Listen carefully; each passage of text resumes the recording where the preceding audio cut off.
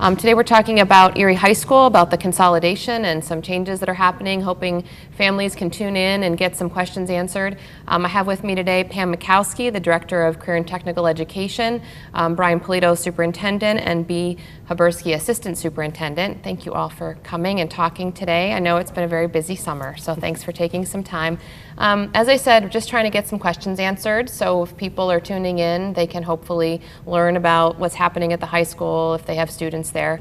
So Pam, I want to start with you. Can you just talk about how is the work going up there with the consolidation? Any changes after the big Serve Erie weekend, or any big things happening up there this summer that you want to talk about? The work that Serve Erie did has been phenomenal. It has completely changed the whole building. The lights are so much brighter, the building is clean, the rooms are painted, the teachers' lounges have been completely redone. I mean, they just went through it like a whirlwind. It was absolutely amazing the amount of work that they got done in that one long weekend. But yeah, the building's really taken shape. This week they're waxing floors, so we're getting there.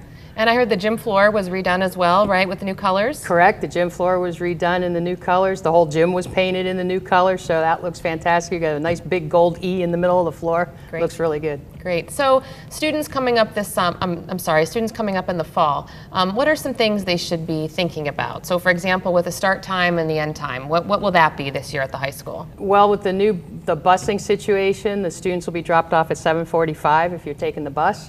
Otherwise, if they came by car or they walked, the building will be open.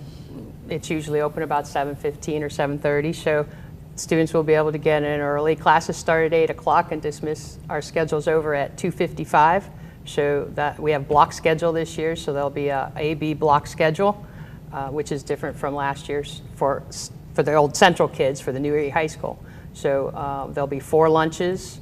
We'll still have breakfast. Great, great. So one thing I know, I'm going to talk to Mr. Polito in a second about the fire, obviously, that occurred and get an update on that. But I heard that you're getting a lot of calls about students with still have personal items in that building. So can you answer that at all? We are. We're still working with the insurance company as far as getting all of that taken care of. Everything was bagged and tagged, so to speak, out of every student's locker. Every student's locker was inventoried, so we do have all of the stuff.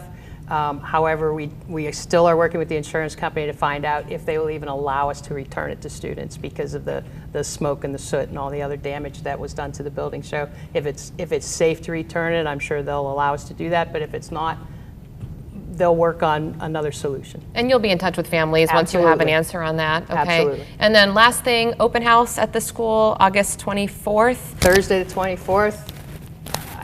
At the time, I think it's 5:30 or 6 o'clock. Okay.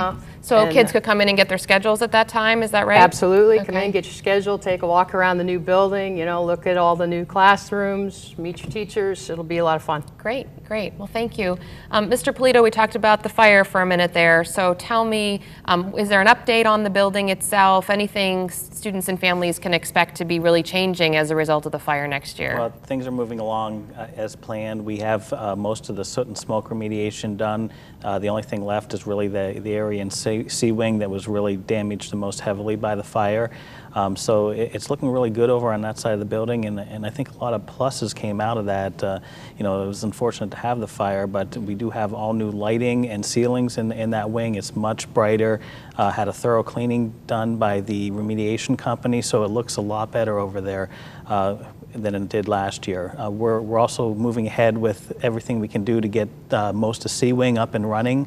Right now there's about two classrooms downstairs, the horticulture and welding lab that more than likely we aren't going to be able to use, and then the classrooms upstairs in that wing as well.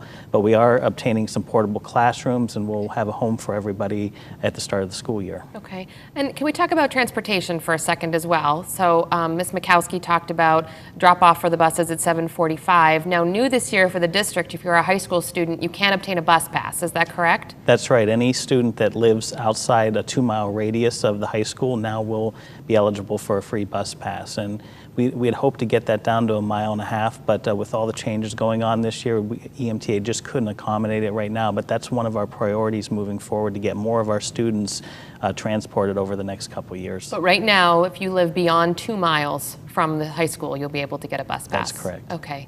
And last question, Mr. Polito. Obviously, when we spoke a few months ago, safety was on the minds of a lot of the public and families. I'm sure it still is. Can you talk a little bit about any updates on the safety measures that are being taken at the school? That, of course, is the #1 priority with us as well. One of the first things we did was take a look at getting new cameras in there. Those are being installed as we sit here today. We spent about $250,000 in cameras up at that building, and we should have 250 cameras covering every square inch of the building, so that if anything does happen, we can identify who did it. We also are working very closely with our police department as well as the city police department, and we'll ensure that we have some police coverage from before and after school to ensure that there's no issues with dismissal or the start of the school day. Great, thank you so much. Ms. Sabursky, I'd like to talk about academics, about the school in a minute, but first, there was also a dress code change this year. I wondered if maybe you could talk about that a little bit for high school students. What's the change for high school students this year? Sure. One of the things we have incorporated is students are permitted to wear jeans at both of our high schools, so it is across the board. They are still to wear solid shirts, as well as if they have anything that has the logos of the Erie School District, Erie High, or Northwest Collegiate Academy. Okay, great. And I want to make people, of course, aware at home that all of that information on the dress code is available on our website at eriesd.org. We've really been trying to put that information up there on the website, on social media. So if you haven't seen those changes, that's the best place to find them. So switching gears then to academics. There's been a lot of talk about magnet programs. I know we spoke at length about them. Can you just give us an update on the new programs at the high school that are coming for students this year, and some things, excuse me, some courses that the students might be taking? Sure. The first thing is, it's really important to remember that we are maintaining the coursework that would be available at any of the high schools in the past. So we are making sure that our students have the English, the science, social studies, and math, as well as giving them additional opportunities to explore some of the careers that are out there, to be able to try some of the careers through our vocational piece, as well as additional electives that are going to be available at our high schools. So that's the first step. The other piece that has to do with the magnets, of course, we have the college preparatory magnet, we have the fine arts magnet, we have a magnet for early childhood education, as well as a magnet for physical training, physical trainers. And we are expanding, and in the next few years we will have additional options for our students. We want to really do the best at getting a real full pathways for our students, so that they would have that availability to see options, as well as then go determine where they're at when they finish that. So it sounds to me that if a student's coming in to 11th and 12th grade that had been at East or Vincent before, they'll be taking pretty much the same courses they have been, maybe some additional elective opportunities. Is that correct? Yes, Okay. as well as many of the teachers are teachers that were at East and Vincent and Central Tech. So they are combining. We're working together to have a united team at Erie High School. Great. And then for students who were at Central Tech who are still in those vocational tracks, those are continuing, correct? Okay. So I think one more thing, Ms. Mikowski, since we have you here, the Tech After Hours program, if we could just speak briefly about that, because I know that it's a program that's been offered in the past at Central Tech, will continue at Erie High School, but maybe something not everyone's aware of. Can you just talk a little bit about what that program is and how people could get more information about it? Sure. We have 5 programs for Tech After Hours for the adult education programs. We have construction trades, welding, machine trades, culinary arts, and patient care assistant. And all of those are open to anyone who is interested in applying to those positions. There is some funding available. We have a career counselor that you can contact, or myself that you can contact. The number's on the website. If you go to our website, the Erie School District website, and just look up adult education, all the information is there. Programs will be starting again in the fall. We took a hiatus this summer because of the fire show.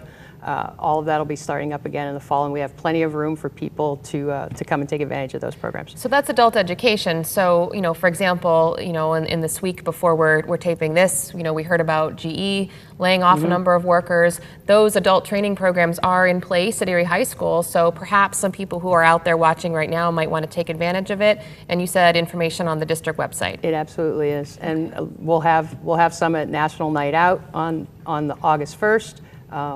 And it's on the website. Call me at Erie High School. Be happy to share that with you. Great, thank you very much. Well, I really want to thank all of you for being here today. We have so many changes happening. We certainly want families to feel informed. Want to remind everyone at home to please visit the district website, eriesd.org. Follow us on Facebook and Twitter, where you can get updated information, and look for us out in the community. We will be, as Ms. Mikowski said, at National Night Out events on August 1st. Also at Celebrate Erie, we'll have a full booth at the festival that entire weekend. So we hope to meet many families and answer more questions as we have. But again, thank you very much, and thank you for watching.